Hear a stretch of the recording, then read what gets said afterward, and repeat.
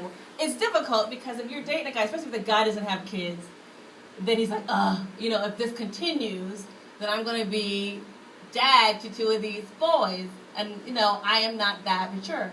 So you don't want them to think, you want them to think of you as a woman, and you're dating a woman. And then eventually when, you got to a certain point, then you introduce them to your kids or whatever the case is. But my boys aren't as protective. They're very, I remember, they encouraged me to date.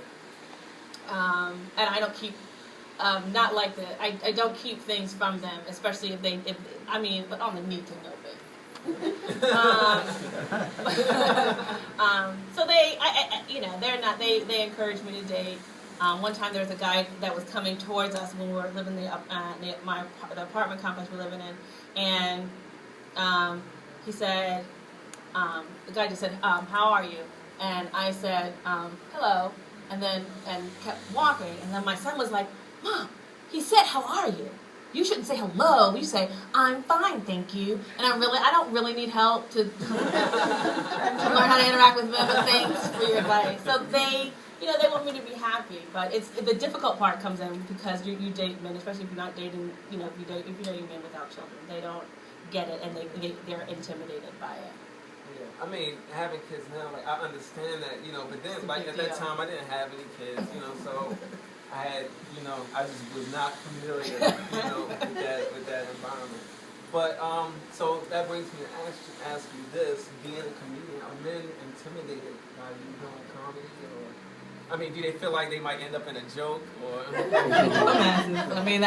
feel like they're not intimidated, and I wouldn't use anyone specifically in a joke. I might use a situation, but I would never, use a joke specifically. And if you end up in a joke, then you done fucked up someplace, and you deserve to be embarrassed. She's nodding back there. You deserve to be embarrassed. But for the most part, no.